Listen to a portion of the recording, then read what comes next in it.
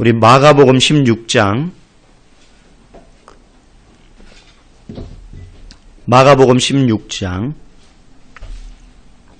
1절에서 20절까지 말씀입니다.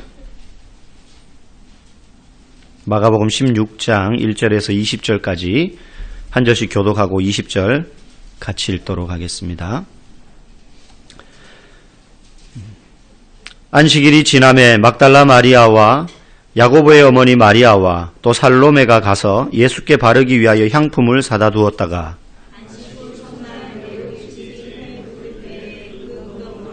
서로 말하되 누가 우리를 위하여 무덤 문에서 돌을 굴려주려 하더니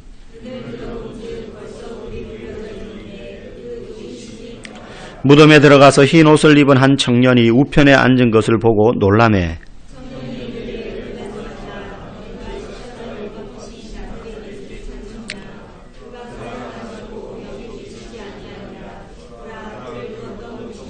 가서 그의 제자들과 베드로에게 이르기를 예수께서 너희보다 먼저 갈릴리로 가시나니 전에 너희에게 말씀하신 대로 너희가 거기서 배우리라 하라 하는지라.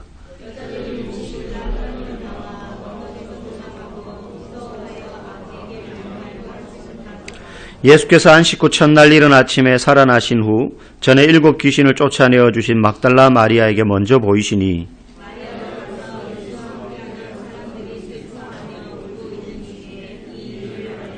그들은 예수께서 살아나셨다는 것과 마리아에게 보이셨다는 것을 듣고도 믿지 아니하니라.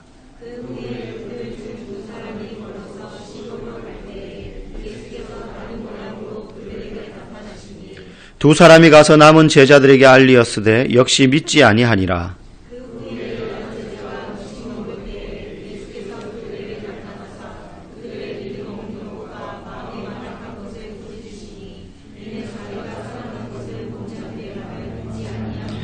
또 이르시되 너희는 온 천하에 다니며 만민에게 복음을 전파하라.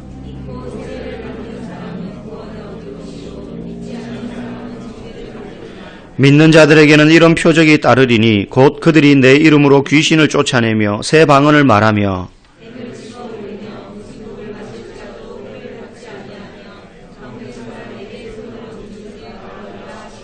주 예수께서 말씀을 마치신 후에 하늘로 올려지사 하나님 우편에 앉으시니라.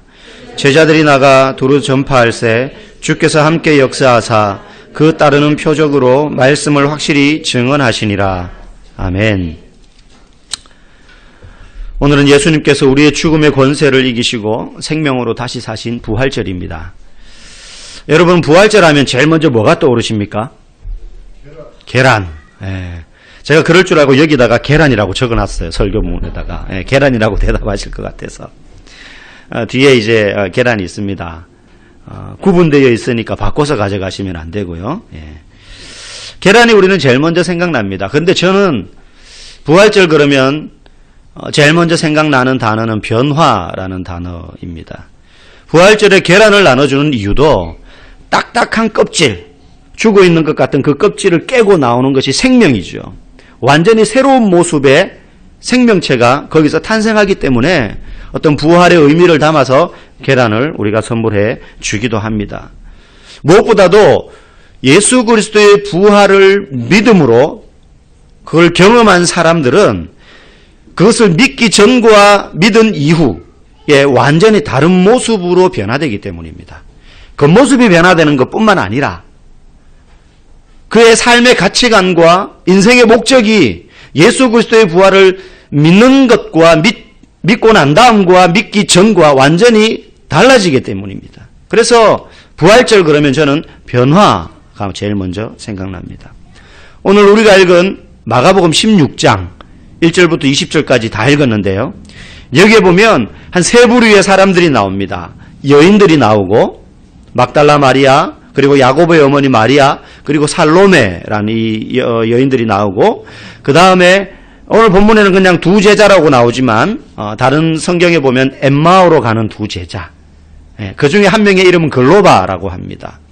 그 두 제자들이 나오고, 그리고 두려움에 떨고 있던 11 제자들이 나옵니다. 각기 다른 장소에 있었고 다른 시간대였습니다. 그런데 이들의 공통점이 무엇이었느냐 하면 예수 믿다가 지금 공경에 처했다는 것이에요. 여인들은 예수님이 십자가에 못 박히시는 장면을 목격을 했고, 그리고 끝까지 그 숨을 거두시는 것까지 옆에서 지켰고, 그 다음 우리가 특세기간에 살펴봤던 것처럼 유대인의 공회원이었던 아리마대 사람 요셉이 빌라도에게 예수님의 시신을 내려달라 그래가지고 자기가 나중에 죽으면 묻힐 것을 대비해서 만들어 두었던 새로운 돌무덤에다가 예수님을 안치를 했습니다. 그 모든 과정을 함께 했던 여인들이었지만 그들 마음 가운데에는 정말로 사랑하고 존경하고 먼발치에서 따랐던 여인이었기 때문에 드러내놓고 제자들처럼 그렇게 활동하지 못했지만 정말로 마음속으로 흠모했던 그 예수님이 돌아가셨다는 것에 대한 상실감, 말할 수 없는 슬픔 가운데 이제 유대인들의 그 장례 예식처럼 한번 그냥 무덤 문 닫으면 끝나는 게 아니고요. 또 중간에 가서 향품을 또 바르라요. 왜냐하면 쉽게 부패하기 때문에. 시신을 쌀 때도 향품을 바르지만 그 다음에 중간에도 또 향품을 바르거든요.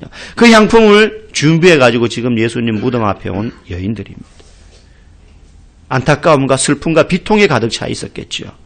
그리고 두 번째 사람은 엠마오로 내려가는 두 제자들입니다. 이들도 마찬가지입니다. 이들은 12제자 안에 들어있는 그런 특별한 제자들은 아니었지만 그래도 이름이 거론될 정도로 예수님의 지근거리에서 늘 그분의 가르침을 믿고 따르며 살았던 두 제자였습니다. 그런데 이들이 지금 고향으로 내려가는 이유는 더 이상 예수님에게 있어서 뭔가 기대할 게 없고 그들이 예수님을 통하여서 이루고자 했던 꿈들이 산산이 부서졌기 때문에 그들이 이제 낙향하고 있는 거죠. 고향으로 내려가고 있는 중입니다. 그리고 마지막으로 두려움에 떨고 있는 제자들. 12명이었지만 한 명은 예수님을 은삼십에 팔아버리고 양심의 가책 때문에 자살을 했고 11명이 남았습니다. 이 11명은 가장 큰 그들의 마음을 지배하고 있는 마음은 두려움이었어요. 예수님이 눈앞에서 십자가에 못 박혀가지고 비참하게 돌아가시는 것을 봤습니다. 그리고 혹자 그 중에서는 자기들을 알아보는 사람들이 있었습니다. 그래서 베드로는 계속해서 부인을 했죠. 너 분명히 말투를 보니까 저 갈릴리, 저 지금 십자가에 달려있는 저 갈릴리 사람과 말투가 똑같다. 너도 저 사람과 함께 있었던 사람 같은데. 그런데 거짓말을 하고 부인을 해가지고 그 위기를 벗어났습니다. 그리고 함께 지금 11명이 모여 있습니다. 언제 자신들도 정체가 들통나가지고 붙들려 갈지도 모르고 만약에 붙들려 가면 예수님처럼 또 군중들이 몰려가지고 저들이 예수님의 제자였다. 저들도 십자가에 못 박아라.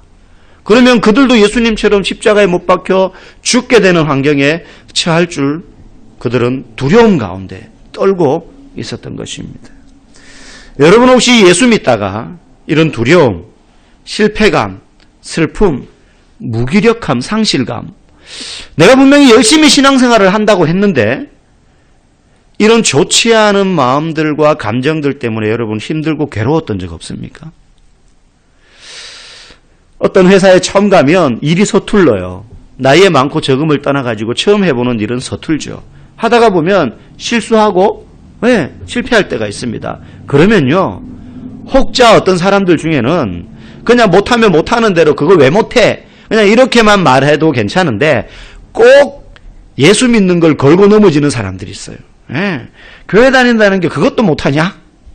교회 다니는 사람도 못할 수 있잖아요. 안 해본 일은 당연히. 근데 그걸 기분 나쁘게 걸고 넘어지는 사람들이 꼭 있어요. 남자들 군대 가면 그런 걸로 시비 거는 사람들 있다는 거예요. 가끔 뉴스에 교회 관련해서 좋지 않은 그런 기사들이 뉴스에 나올 때 아니면 열심히 내가 신앙생활을 해왔는데 우리 자녀가 대학에 떨어졌어요. 취직이 안 돼요. 결혼을 못해요. 어려운 일이 계속 생겨요. 혹시 여러분 이런 일들이 생길 때 우리의 마음에 어떤 마음이 듭니까? 좌절감, 상실감, 때로는 그걸 넘어서서 분노, 실패감, 두려움. 여러분 이런 마음이 어느 순간 우리의 마음을 가득 채우는 것을 경험할 때가 있습니다. 여러분 우리의 생각의 속도는요. 우리의 생각보다 훨씬 빠릅니다. 그래서 염려가 하나 딱 찾아오기 시작하면요. 우리의 생각은 벌써 그 염려의 최종 단계인 실패, 좌절, 절망까지 가 있어요. 마치 뭐하고 같으냐 하면 병원에 가서 검사를 딱 했는데 뭔가 안 좋은 게 좀 발견이 됐어요. 의사한테 상담을 받으면요. 의사들은 좀 긍정적으로 좀 말을 해주면 좋은데요. 항상 최악을 이야기해요.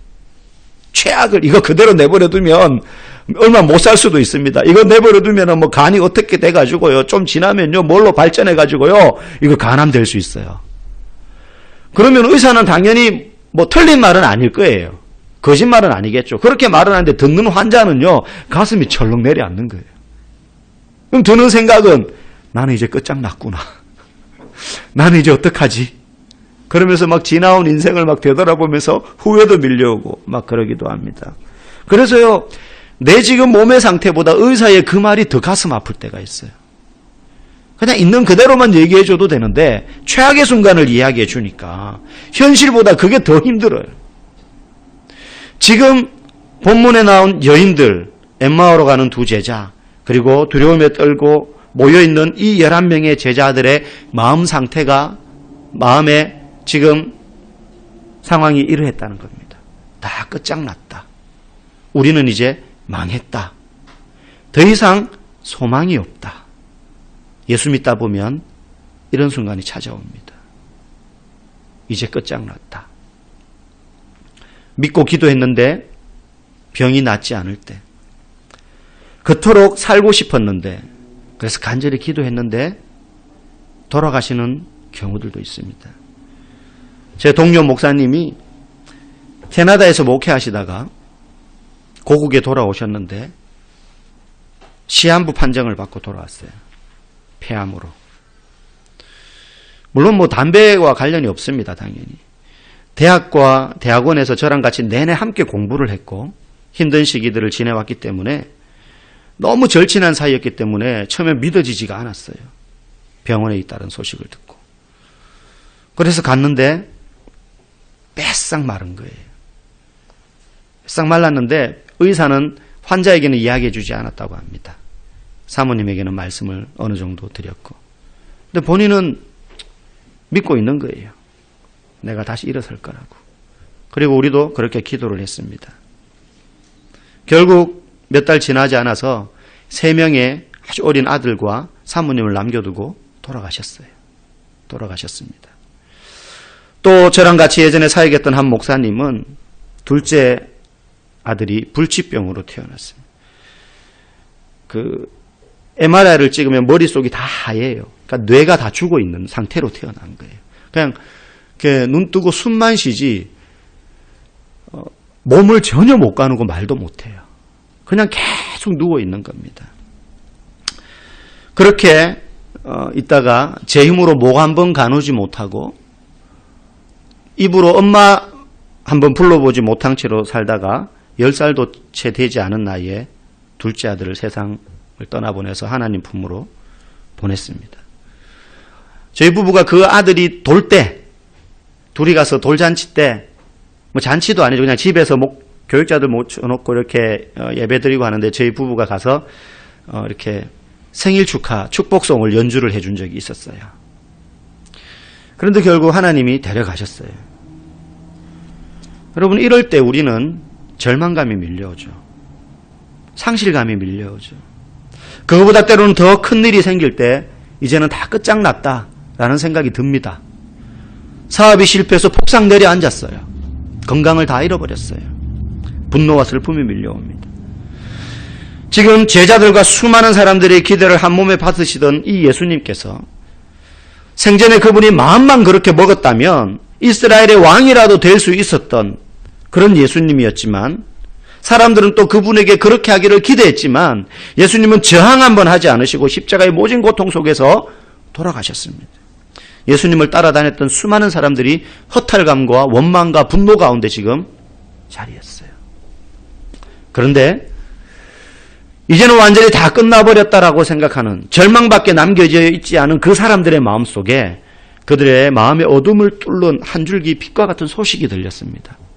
그분이 다시 사셨다는 이야기였습니다. 출발은 그 천대받는 여인의 소식에서부터 출발했고 그 소식이 전해졌을 때 제자들은 처음에는 믿지 않았습니다. 예수님께서 생전에 부활하실 것을 몇 번 이야기하셨지만 정작 그 사실을 들었을 때는 이들의 마음을 누르고 있던 어두움이, 절망감이 너무 커서 그 말을 들어도 그게 실감나지 않는 거예요. 믿어지지 않았습니다. 그러나 점점 그 소식을 전하는 사람들이 많아졌고 그들이 믿어지기 시작했고 심지어 부활하신 예수님을 그들이 직접 만나게 되면서 그들 마음 가운데 이 부활이 사실로 다가오게 되었습니다. 이 소식을 듣자 이제 그 부활이 믿어지자 어떤 변화가 나타나기 시작했느냐 하면 이들의 모든 절망과 두려움과 분노와 슬픔에 짓눌려 있던 그 마음의 감정과 그림자들이 한순간에 싹 걷어지기 시작했습니다. 어젯밤만 해도 완전히 끝장났다는 생각뿐이었는데 그 다음날 아침이 되자 들려오는 소식들을 접하면서 그 모든 두려움과 걱정들이 한순간에 사라지는 안개처럼 없어지기 시작했습니다. 부활의 소식이 우리에게 주는 가장 큰 놀라운 능력은요, 우리의 마음 가운데 있는 삶의 문제의 핵심을 꿰뚫는다는 것입니다. 우리는 어디가 아프면 그 아픈 것만 생각해가지고 치료를 받으려고 하지만 사실은 우리의 마음 가운데 우리의 인생의 진짜 본질적인 문제들을 가지고 저마다 다 살아간다는 거예요. 지금 당장 내 지갑에 돈이 몇 푼 없는 것이고 그래서 사업이 잘 안 되는 것이 문제가 아니라 우리의 마음속에 들이오고 있는 상실감, 절망감, 아무리 노력해도 안 된다라는 실패감, 이거는요 다른 것으로 해결할 수 없는데 이 부활의 소식이 이들의 마음에 있는 모든 어둠을 단번에 꿰뚫으면서 걷어가 버리기 시작했다는 것입니다. 부활의 소식이 모든 절망을 한 번에 뒤집어 엎기 시작합니다. 제가 아는 한 선교사님께서 그분의 간증을 이야기하는 것을 들었습니다. 이분은요 선교사로 왕성하게 사역하셨고 우리나라에서도 알아주는 그런 분이었지만 실제로 예수의 예자, 교회의 교자도 들어보지 못한 가정에서 자랐습니다. 아버지가 하던 사업이 있었습니다. 술공장이었어요. 술공장. 술 만드는 공장. 말이 공장이지 그걸 뭐라 그럽니까? 옛날에 그 술 만드는 데를 주조장? 주조장이라 그러나요? 양조장. 양조장. 양조장. 양조장입니다. 그러면 자기 아버지가 양조장 사장이면 술을 좋아할까요? 싫어할까요? 당연히 좋아하죠. 맛만 봐도 술 취합니다. 이 술이 잘 익었나 안 익었나. 근데 그 정도가 아니었어요. 아버지가 그러니까 자식이 어때요? 양조장 아들 술 좋아할까요? 싫어할까요? 좋아합니다. 좋아합니다. 술이 일상이에요. 근데 잘 됐으면 모르는데 망했어요. 망하니까 술 만드는 집 사장이 술집이 망했어요. 술에 쩔어 사는 거예요. 그 뒤에. 그 괴로움을 잊기 위해서. 술과 여자와 도박과 이 삼박자를 다 갖춰가지고요. 마치 처자식이 없는 사람처럼 아버지가 그렇게 방탕하게 살았어요. 그렇게 살다가 처자식도 안 돌보고 망한 술집. 그렇게 살다가 이 선교사님이 중학생 때 아버지가 돌아가셨어요. 졸지에 온 가족이 길바닥으로 내앉게 되었습니다. 길바닥에 살 수 없잖아요. 다리 밑에 움막 짓고 거지처럼 사는 거예요. 그렇게 불우한 어린 시절을 보내면서 자연스럽게 이 선교사님도 술, 그리고 여자, 그리고 마약, 살인 이런 것이 일상인 그런 뒷골목에서 자라기 시작했습니다. 그러면서 사춘기 시절을 보냈고요. 철이 조금씩 드는데 세상을 둘러보니까는 암흑천지인 거예요. 암흑천지인 거죠. 어릴 때부터 보아온 게 그런 것들이니까. 사람이 쉽게 죽어나가고 돈 몇 푼 때문에 살인을 하고 마약과 술에 찌들어가지고 길바닥에서 병사하고 얼어 죽고 이런 거를 늘 보면서 자란 분이니까 사춘기 시절을 지나면서 세상이 자기 앞에 뺑 둘러 철벽을 쳐놓은 것과 같은, 그래서 누구에게 도움을 구해야 될지도 모르겠고 도움을 구한들 자기를 알아서 자기에게 찾아와서 손을 내밀어 줄 사람도 아무도 없을 것이라고 당연히 생각하면서 그렇게 비참한, 아무도 거들떠보지 않는 망한 술집의 아들놈으로 불리면서 이분은 자랐어요. 자기 이름을 불러주는 사람이 그 동네에 없었어요. 망한 술집 아들놈, 지혜비 먼저 객사한 놈, 이런 식으로 불리면서 자랐던 거예요. 굶주림, 소외감, 비참함, 끝없는 원망, 아무나 닥치는 대로 보기만 하면 원망과 분노 때문에 주먹이 나가고 싸우고 그런 인생 살았습니다. 그러면서 스스로의 인생을 비관했죠. 그러던 어느 날 정말로 그의 인생에 상상조차 할 수 없었던, 꿈에도 꾸지 못했던 놀라운 만남의 순간이 찾아오는데 바로 예수님을 만나게 됩니다. 전혀 생각하지 못했고 예수님이 누구신지 들어보지도 못했던 그분의 특별한 간섭과 설명할 수 없는 하나님의 은혜로 그의 인생에 예수님이 찾아오셨습니다. 그가 절대 찾은 게 아니었어요. 그때부터 이분이 변화하기 시작합니다. 그가 변화하게 된 가장 강력한 동기가 있었어요. 예수님을 만났을 때 그분이 그 누구로부터 태어나서 단 한 번도 들어보지 못했던 말을 들은 거예요. 내가 너를 사랑한다. 그는 생전 처음 들어보는 말이었습니다. 도자기를 굽는 장인도 도자기 굽다가 딱 구워냈는데 뭔가 이렇게 크랙, 이렇게 흠이 있거나 색이 좀 이상하거나 그러면 어떻게 합니까? 바로 깨뜨려 버립니다. 불량의 흔적을 없애버리는 거예요. 그의 명예에 흠이 갈까봐. 그리고 처음부터 다시 만드는 거죠. 그런데 창조주 하나님께서 가장 불량품이라고 생각했던 자기를 깨뜨리는 게 아니라 내가 너를 너무 사랑해서 나의 하나뿐인 아들을 너를 위해 십자가에 내어 놓았다. 이 이야기를 들은 이 어린 선교사님은 더 이상의 논리와 설명이 필요 없었어요. 예수님은 이런 분이고 저런 분이고 하나님은 어떻고 그런 걸 몰라도 상관없었어요.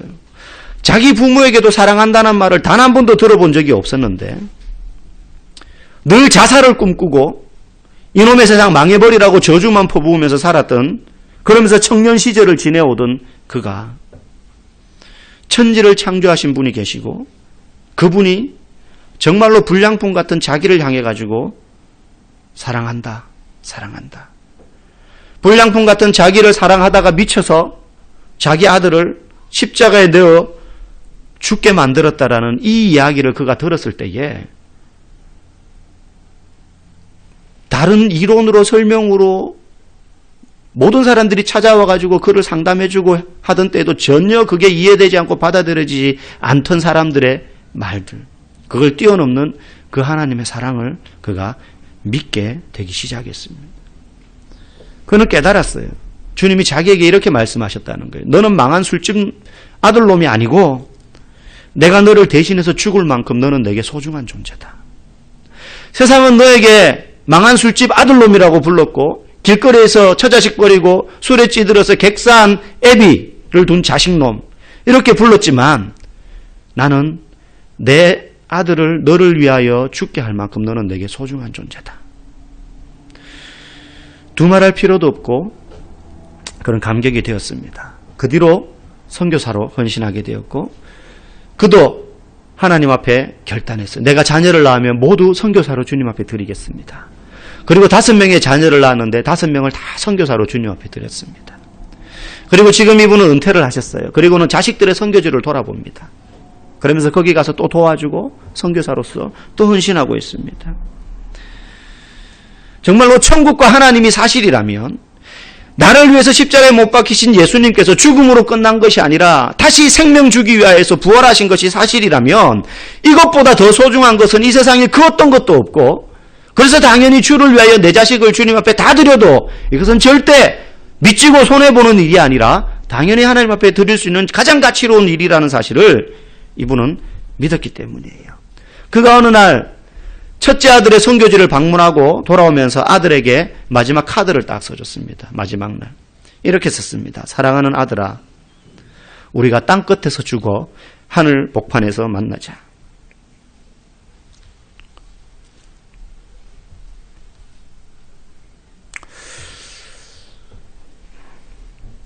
두려움에 매여 종로로 타던 우리를 주님이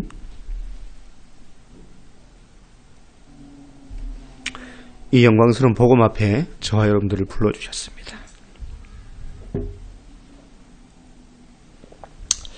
여전히 우리에게는 이 땅을 살면서 현실적인 어려움이 있죠. 질병이 있고 그 다음에 사업이 잘 안 되고 그 외에도 자녀 걱정, 미래에 대한 걱정,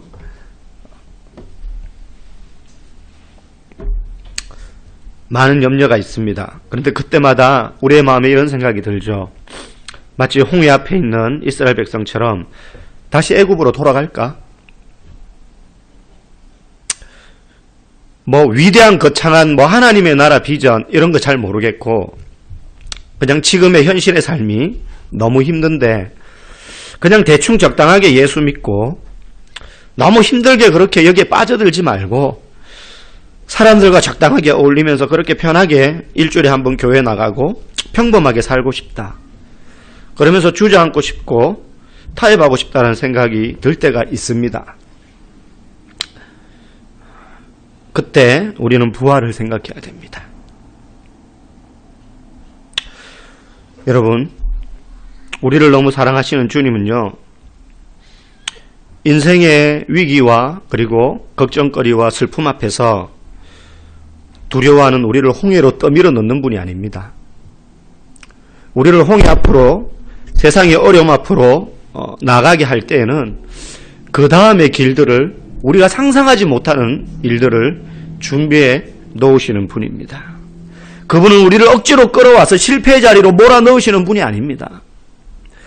주님은 우리를 너무 사랑해서, 세상 표현으로 말하면 사랑에 미쳐서 우리를 향한, 그래서 그 아들이 십자가에 못 박히시는 것을 두 눈 꼭 감고 모른 채 하실 정도로 우리를 사랑하신 분이었습니다. 예수님은 십자가에서 나의 하나님 왜 나를 버리십니까? 그런데 그 말을 못 들은 채 하셨던 분입니다. 주님에게 있어서 우리는 허상이 아니라 실제입니다.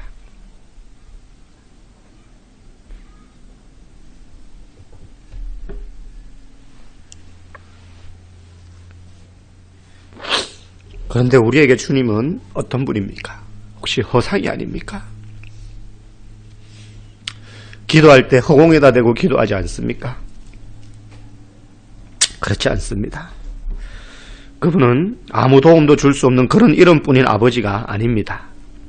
주님 앞에 우리가 오직 주님의 사랑을 받는 자로 서기를 원합니다. 여러분, 부활의 복음은 오늘도 우리에게 유효합니다. 그저 1년에 한 번 돌아오는 절기가 아니라 살아계셔서 우리에게 오늘도 찾아오시는 주님이신 줄 믿습니다. 그분은 우리가 찾기 전에 항상 우리를 먼저 찾아오시는 분이십니다. 우리의 절망과 실패감을 다시 회복시키시고 소망으로 변화시키시는 그 예수 그리스도 앞에 우리의 몸과 마음을 헌신하고 결단하며 살아갈 수 있기를 주님의 이름으로 소망합니다. 이 시간 함께 찬양하겠습니다.